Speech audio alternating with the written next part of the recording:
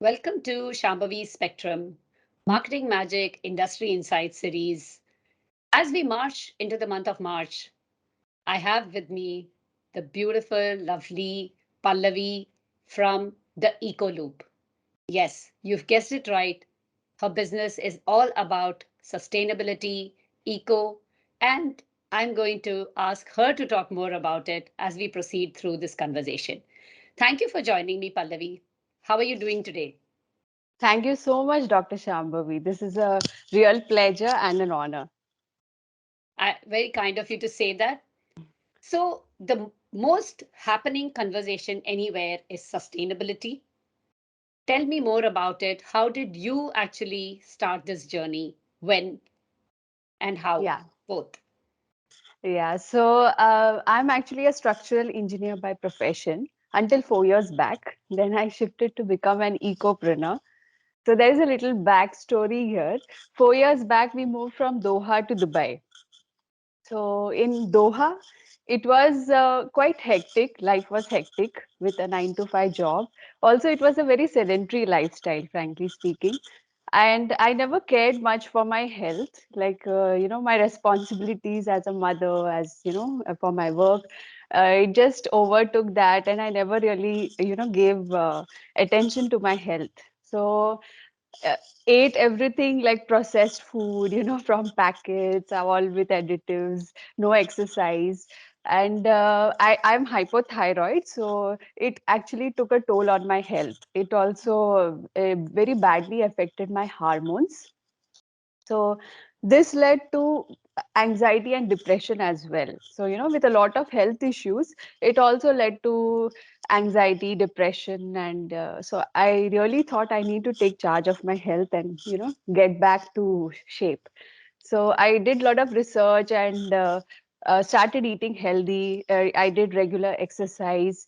And whenever I felt anxious or depressed, I used to take a walk outside in nature, and it really soothed me and made me very peaceful. So right then I started appreciating the healing power of nature. Like, just being in nature was very helpful for mental health and even my physical well-being. So, and even eating good, healthy, natural food was really making a big difference. So fast forward, when we came to Dubai, I took a sabbatical of 1 year so I could relax myself and recover completely. Also wanted to settle my son in the new school, in the new place. So this free time gave me some time to introspect, like, what I actually like doing and what am I passionate about. I just realized structural design wasn't my calling. So I started to explore different options. That's when my husband introduced me to green buildings. Even he's a civil engineer. So yeah, the concept of green buildings actually intrigued me. I found a lot of interest. As I said, I was already in love with nature. Nature. Yeah, so it intrigued. I mean, I took more interest, researched more about it, and I decided, okay, let me do the certification. So that it was a certification in energy and environmental design. So it really, and I could stay in the same field, but also do something which I would like to do. So I actually took up this, I started studying for this examination. It is quite an intensive study. And during this study, actually, it was an eye opener for me. Three things I noticed that first was the materials that are used, not only in construction of the building, even in your interiors, in the fabrics you use, what you wear, and everything which you are in contact with has a big impact on your health and the environment. And second was that the amount of how much we were consuming, like the need for reuse, repurpose was so high. So it made me realize that we are unconsciously just buying things, because the more you buy, it actually leads to more waste. And the third part was how you discard your waste. So, like, I did realize, and I felt very guilty about, I wasn't at all conscious of how I was discarding my waste. And I never thought, it never came to my mind that where my waste is going and where the plastic is going, like whatever I'm getting into the house. So these all things made me feel a little guilty. I started making small conscious steps, changing my own lifestyle. I audited my home. I found that there was like so much of plastic I had accumulated. My parents are inherently eco-friendly, I think, because they always reuse and repurpose. So that habit was there. So I never threw away the plastic. It was like I was holding on to all the plastic so I could reuse it in some way. So yeah, that's what I realized, there was so much plastic at home. So yeah, I did more research, like what exactly should be a good alternative as to a material to use to pick your produce and store it in the refrigerator. So I found out organic cotton bags are the best bet. So I was trying to find it here in UAE. I couldn't find it, so I bought it from outside. That's when I realized there was a gap here in the market. And also, like, this new learning, I wanted to spread this awareness. When I spoke to friends and family, nobody was really aware of the crisis. Frankly speaking, the waste management problem is so big that it is estimated that by 2050 the landfills are going to outgrow the human population. So that was really freaking me out. And I felt like, okay, where are we heading to? So it really made me feel very passionate about spreading this awareness. And so I thought, okay, if the solutions are not available locally, people will not really want to shift, right? They will, of course, how will they shift if they don't have the solution? So that's when I felt very passionate about spreading this awareness and bring the right, genuine, sustainable products. So, that could help achieve good health as well as keep the environment clean as well. So yeah, that's what. So it was a very passionate and impulsive decision, and to start EcoLoop. So yeah, as soon as I got the certification, I did not think of joining a job as a administrator for green buildings, but I instead pursued to become an entrepreneur. So, and my husband was very kind enough to really back my dream project. He supported me very well, and yeah, that's how EcoLoop started. Very wonderful, because entrepreneur's journey is normally about passion. They find some purpose in Yeah, life. And yeah. then what is the role of the family? You've just about answered all those questions without my even asking you anything about it.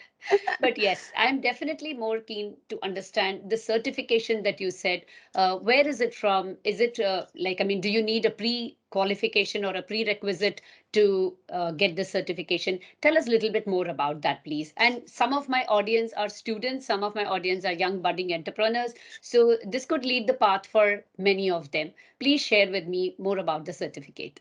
Yeah, so this is actually mostly, there is no qualification as such required, but it is basically about building design. So, green buildings design. So, this certification is called Leadership in Energy and Environmental Design, and I got certified as an accredited professional. So, it gives an awareness of what all is required in a building to make it more energy efficient and eco-friendly. So there are it's like a point system. It is actually comes from the United States Green Building Council, USGBC. So that it is certified from there. So there they have a set of parameters on which a building is rated. Like it has different ratings. So based on how many points you have included, like how efficient you have made it. So during that, you actually note what is the materials you are using in the building, what if you have reused something, and if how is the energy of the building being how efficient it is, the energy systems, the water systems, then whether there is a proper waste segregation system, like there should be a system for people to actually segregate their waste and take. So these all factors are included. So it is but there is one exam which needs to be given before these to qualify to give exam for this certification, that is called the green associate, lead green associate, which is very basic. It just gives a basic knowledge, but you need to pass this to in order to give this certification exam. So yeah, it is basically administering. So once you are a lead AP, you can actually lead a team where you can check all the drawings and administer and advise them where they can do better to make it more efficient. So the building, the rating system goes high. So the better the rating, the building The, is that eco-friendly and energy right. efficient. Right. Before we move on to some other questions, just one last thing about the certification. How long is the duration of the study itself? How much time does it take? Months, Uh, year? Actually, it depends. There is no such duration. You have to pay for the exam, so you can Okay. take as long as you want to study. Okay. Okay. But it is quite intensive. So if you're working and studying, it might take a little longer. Because I was at home, I wasn't working. I had taken a break, so I had enough time to fully dedicate for the study. So, but if you're doing it along with your work, it might take a little longer. Yeah. Let us talk about EcoLoop. You mentioned that you started with the bags. Tell me more about what your product range is. I did go through your website, and you have a very friendly and nice website. Tell me more about what is the product range, the other product which you are, and how did you come about them? How did you decide to kind Yeah. of tap into these products? So, as I said, first thing which I noticed in my house was those flimsy plastic bags, which you pick your vegetables and fruits.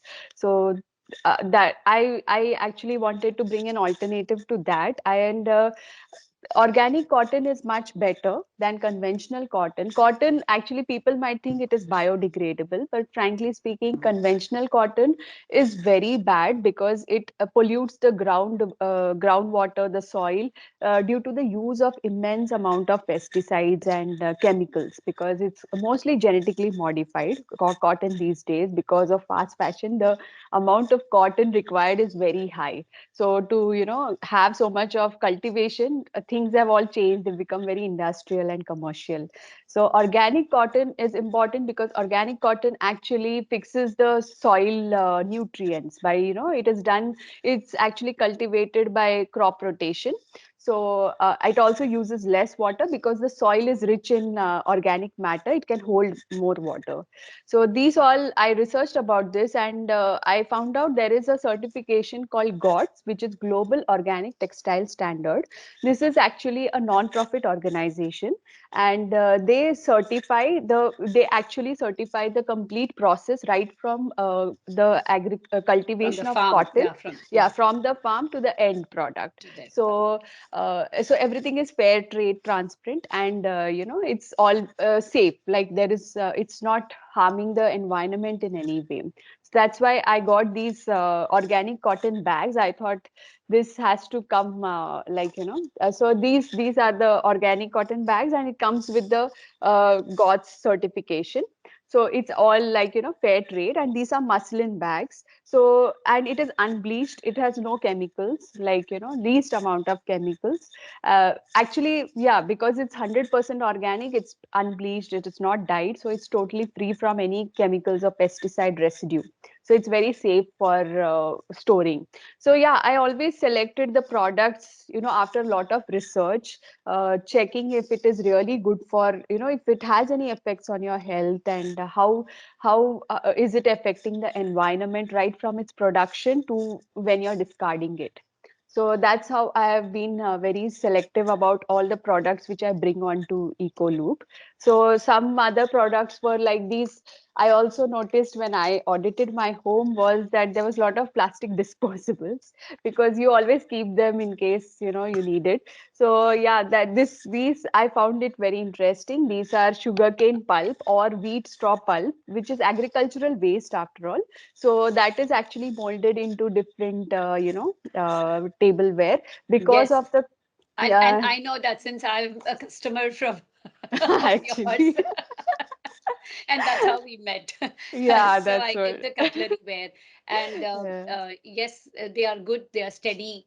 Yeah. And then you have a toothbrush, the Bamboo. dental hygiene set. I Yes. yeah, that Yes. okay. Yes.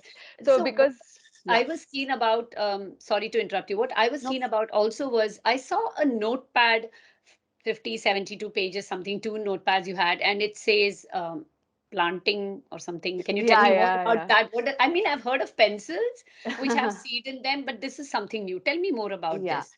So actually, the notepad, the cover is recycled paper, which is, there are seeds inside the paper. So actually, when you're done with the book, you can actually plant this, paper into the ground, and you can get a plant out of it. So instead, it is So the getting whole composed. notebook, you mean? Not whole notebook, of course, a The page, cover. like yeah, the No, so cover. you can put the pages separately, and from the Yeah, page the also you pages get. can be recycled again because that Okay. does not have seed. Because when you put seed, it becomes Yeah, difficult for yeah, that's right. Yeah, you okay. won't be So able to write it's on. the cover you're saying, the Yes, hard binding or yes, semi-hard or whatever it is. right, That's right. what you're saying is got the Yeah, seed in. Okay, okay. seeds in That's it. a new So that's a yeah, new one. Okay. when Uh, you're done with the book, you can actually plant it. So it gets composted as well as the plant is out. Yeah. So let me talk a little bit about your supply chain or your value chain, in fact, for that matter. Mhm. How often is it that you seek people to be a part of your platform, or do people seek you and say that we would like to, have our products exhibited or sold from your platform? How does it work normally? So we are actually, I have a license for selling B2C through Hmm. e-commerce, the online website, and also B2B. So I have these organic cotton bags listed in Organic Foods and Cafe. So they sell my bags there. So like this, I have bags. I have my bags being sold in many other small stores, and also like. People, if I like some product which I really feel it's genuinely good and it matches my values, I don't mind listing it on my website. So we collaborate and we work out how it on the commissions or whatever.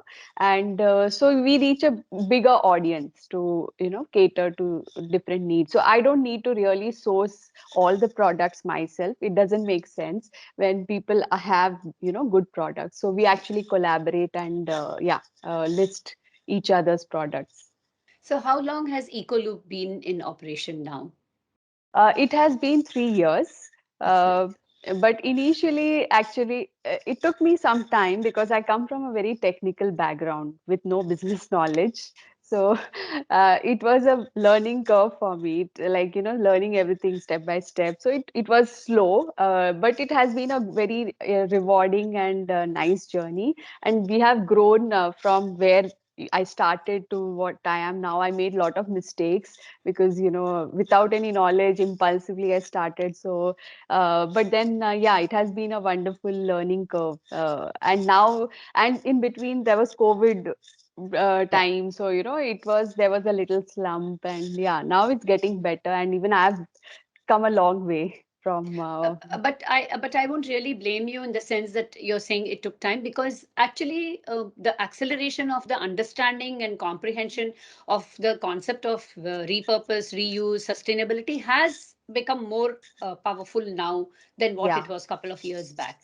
And yes so you're just right on path, and probably you arrived just in time to actually kind of bring it to people. Like you said, if you don't have a choice, then what do? Then you just go with whatever is available. But if you have a yeah choice, you want to make that choice consciously. right. So tell me something. I saw your website, and as I said before, it's very beautiful and well Thank you. maintained. And you write blog. I saw a blog section, but I didn't go into it. Do you write blog? How often do you write a blog? So actually, in the starting, I was writing it more often, like at least one blog, one per month, because my blogs are very, very value, adding and a lot of information. So I do a lot of research on it when I'm, writing my blog. So it takes some time.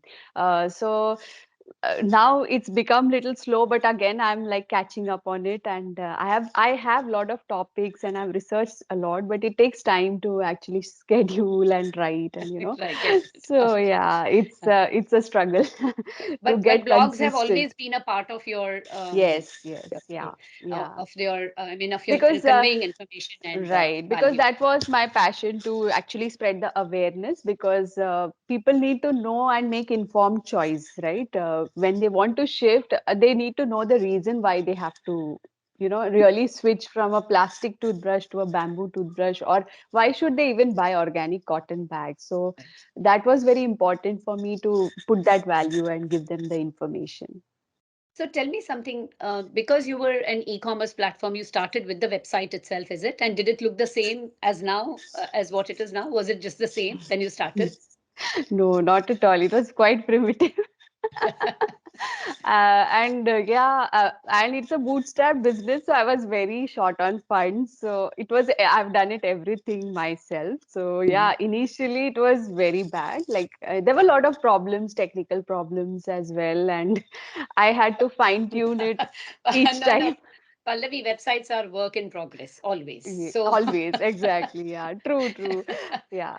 okay. But yeah, that time it was quite primitive. Then I again fine-tuned it, and yeah. So are you Eh, still handling it now, or have you been able to afford to give it to somebody else to do? no, actually, I'm handling it myself, but frankly speaking, I don't know what to outsource.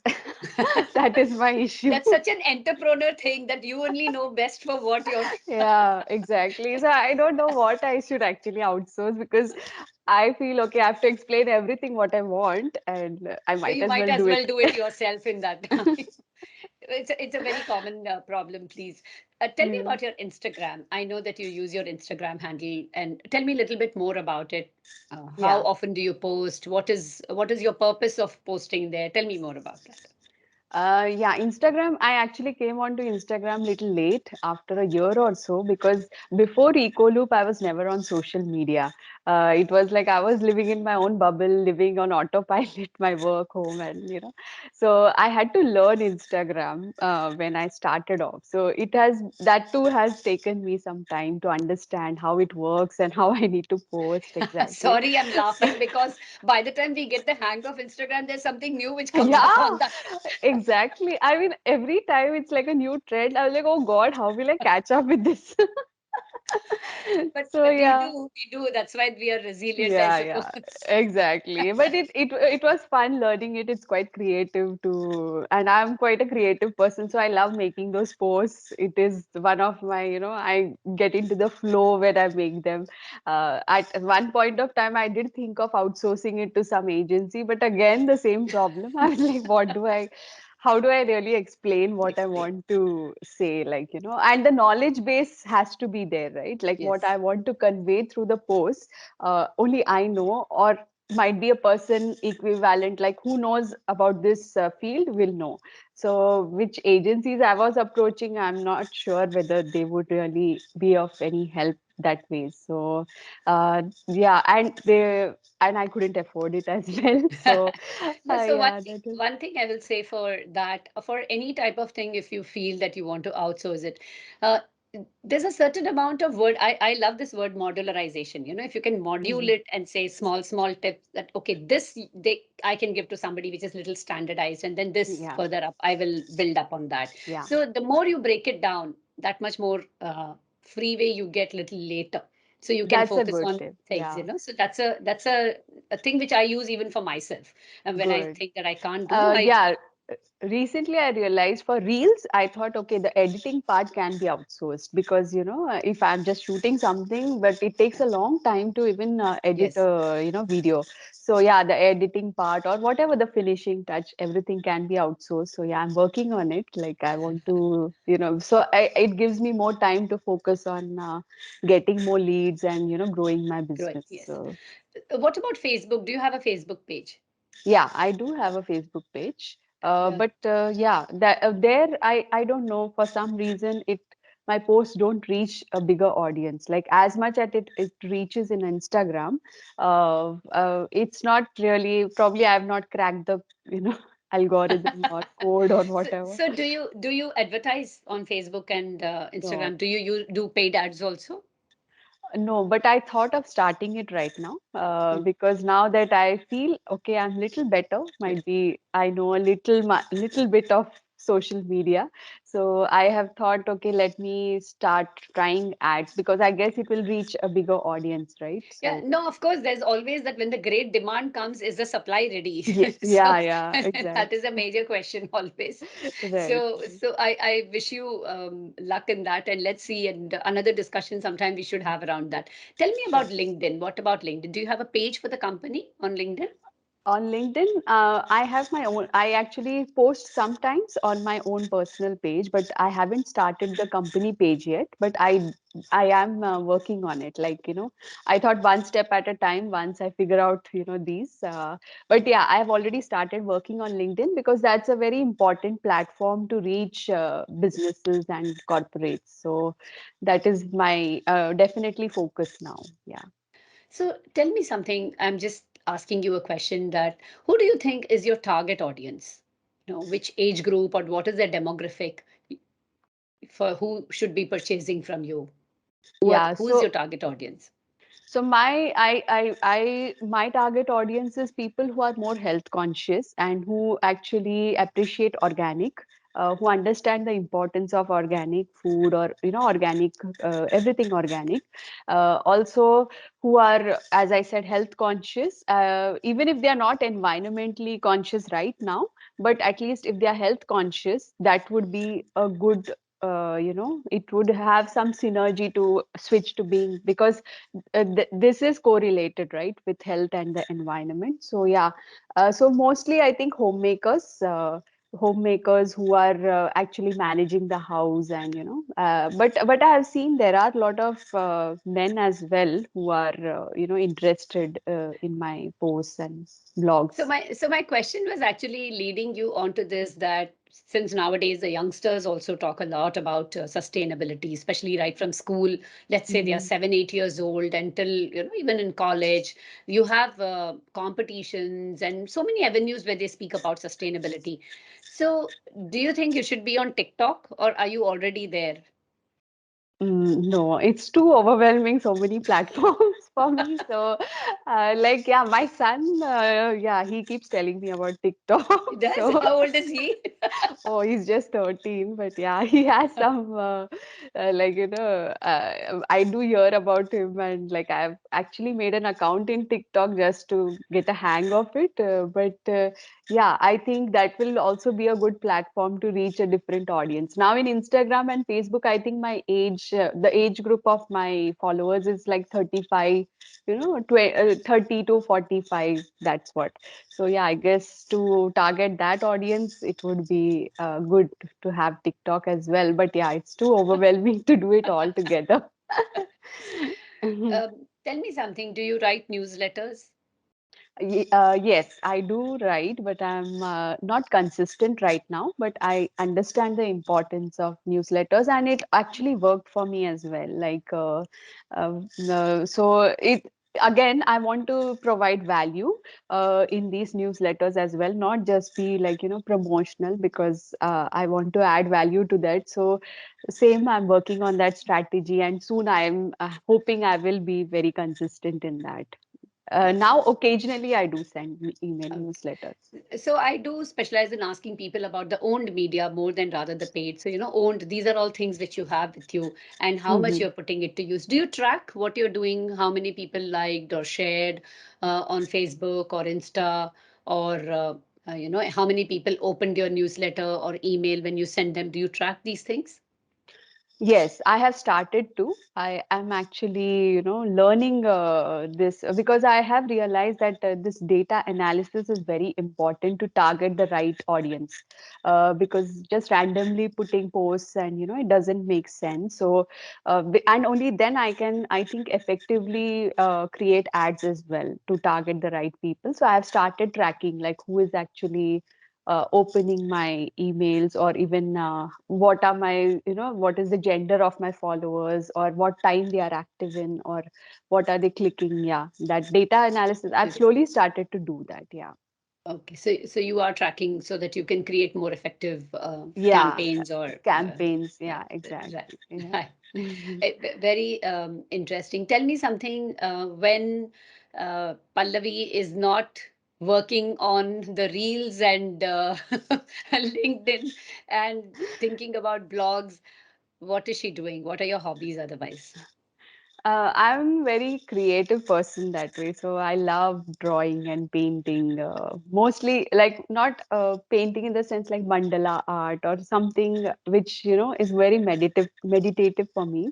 I also like music. Frankly speaking, I lost touch after school. I never thought of music, but now recently I was like I want something to soothe myself, like it's like a stress buster. So Yes, yeah, sometimes I've started to just through YouTube videos learning music again. wonderful. And yeah, so Are, this is are what you I do. into And of reading? course, yes, I So do yeah. read as well. I love reading books. So I do So what read. are you reading right now? And now I am reading, there's a book called Sustainability, a History,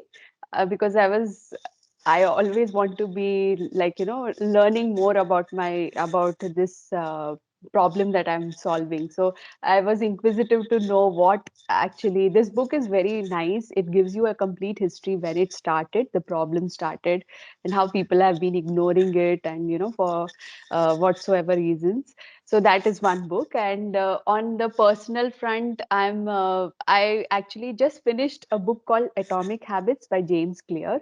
It's a wonderful book. It's I've been been life hearing about changing. it. I haven't got around. Yeah, Yeah, it's life changing for me because that has helped me become little more consistent. Like it talks about developing habits in small increments. Like we kind of overcommit that I will do this, I'll do that. Like but it's a very nice practical way of building habits in small increments. So it has done wonders. I've become regular in my morning and night routine, so I feel very good about it. So very one step nice. at a time, so at least it will reach to my work as well. So, Very, and there's very, one more book yeah. which I'm reading parallel, which is also on similar lines. It is Habits of Highly Effective People by Brendan Burchard. Mhm. So even that's very wonderful. Like I'm still reading it. So it helps in making your day more productive, like, and being more energetic. And so running a business, you have so much on your plate. You need to work smart and keep yourselves always in high energy. So yeah, that's helping me. These are the books I'm reading. So, are you any part of any networking groups and anything like that? Are you part of any groups who support you in terms of when you're looking for a solution and things? Are you part of any such thing? I'm not a part of networking group as such, but I do attend some networking events, like organized by different women, and yeah, some small businesses. So Right. I have, and yeah, I had been to BNI once, but yeah, I did not join there. But yeah, that's a wonderful platform as well As to well. Yes, network. I know. You always Yeah, hear good things about them, yeah, yeah. and word of mouth works very well. Yeah, That is, yeah, yeah, yeah. exactly. Yeah, so word of mouth is more, yeah, for me. So, Pallavi, thank you so much for spending so much time with me. Before you sign off, could you share some any mantra that you live by or any piece of advice which you would like to give? I told you before, students and young entrepreneurs are probably going to listen to this. Could you share something a bit more about your advice or mantra or anything which you want to share, please? Uh, so mantra, okay, I actually live by, there is a quote, I don't know whose quote it is, but it is like, you get what you give. So this applies to, I feel it applies to everything, like how you treat your people around you, your relationships, or even how you treat the environment. So you give out more love, compassion, care, you are going to get it back. So this is one of the mantra I live by. And also living in the present is very important, because many a times we are always stuck in the past. It never helps us go forward. So just that's past, it's gone, so just forget it and live in the present. And that's what I'm practicing, and it has made me so happy and peaceful. So mindfulness is very important, and future is always, it makes you anxious. Like you're always thinking about what is going to happen in the future. So yeah, so this is what I live by. So thank you so much. On that peaceful note, I will say Thank you. thanks again, once again, and I hope to share the details of your company and your social media handles in the description for people who want to visit and learn more, and maybe they can connect with you. Thank you so much for your time. Don't go away, just stay back. I will Sure. just stop the recording here for now. All right? Thank you so much for having me. Thank you. Right.